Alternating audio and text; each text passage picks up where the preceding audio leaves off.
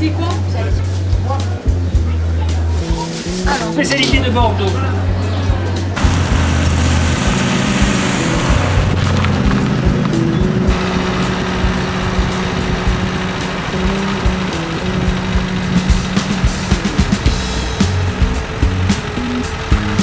Il y a une petite ferme de production de canard gras en artisanal, donc artisanal traditionnel comme à l'ancienne. On les élève dans des parcs dehors, donc dans la nature, voilà, comme vous pouvez voir là, donc dans l'herbe, on fait au naturel. Vous voyez là, ça c'est les parcs. Donc ils sont. Ils restent ici. Voilà, là c'est quand ils. Alors, on les reçoit, ils ont un jour, donc tout petits, sortis de l'œuf.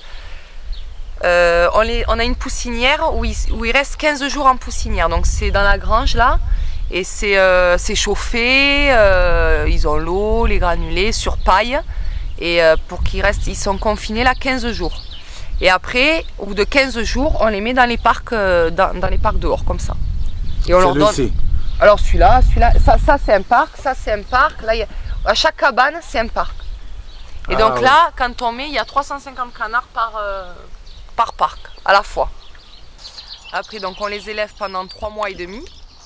Donc ils mangent à volonté, des céréales, essentiellement des céréales. Ah, ils mangent à volonté? À volonté. Nous on donne à volonté. Alors c'est là où, comparé à d'autres, eh bien, on est sur l'élevage, on les gâte plus que d'autres élevages. Et donc après, le résultat il est meilleur. Ils ont des parcours en pente, donc ils se font bien les muscles.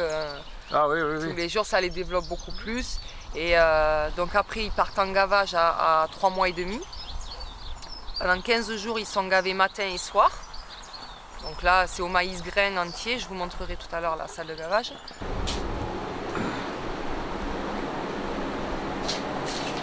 Donc là, c'est où on prépare le maïs.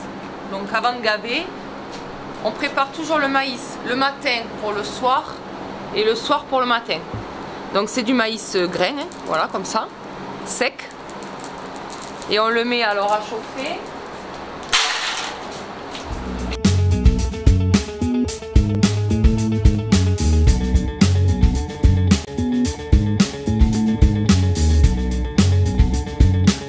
Il est chaud et il est un peu cuit, quoi.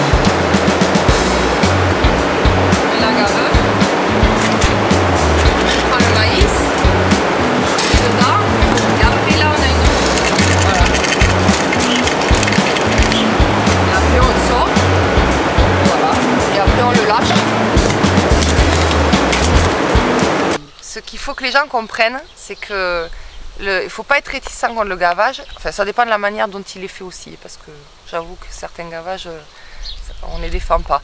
Mais tout ce qui est oiseaux migrateurs, les oies, les canards, les palombes, tous ces oiseaux-là, ils sont morphologiquement faits pour être gavés. Parce que quand ils partent en migration, ils se gavent naturellement. Alors, nous, on fait que accentuer ce phénomène ou le provoquer, quand on les met en gavage, mais ils ont une morphologie, ils ont un jabot, donc c'est une réserve, une poche, une réserve qui est faite pour accumuler de la nourriture. Je vais vous montrer ce sera pas mal. Là, ils ont la poche, là. Le jabot que je vous dis, la poche qui se remplit de maïs, c'est ça là. Et touchez là, ils ont vous pouvez toucher. Vous allez sentir la poche pleine de maïs là. Voilà. À la télé, ils ne montrent pas forcément des petits élevages comme ça parce qu'il y en a très peu. Et donc on voit les canards dans des cages individuelles, gavés à la purée, avec des pneumatiques. Donc c'est des espèces de pistolets qui envoient une monodose, que le canard il est digéré ou pas, c'est pareil, ils ont tous la même dose. et ils gavent 1000 à 1500 canards en 2 heures, matin et soir, et nous on gave 100 canards en 2 heures. Là, c'est la salle d'abattage. Donc ils arrivent là vivants, là ils sont électrocutés, donc endormis, on va dire, et après ils sont saignés. Ça c'est le saignoir, donc on les met à l'envers, on les saigne, on les laisse se vider. Une fois qu'ils sont vidés, on les pend là, ils finissent de s'égoutter. Quand ils ont fini de s'égoutter, là c'est rempli d'eau, ça s'appelle un trempoir.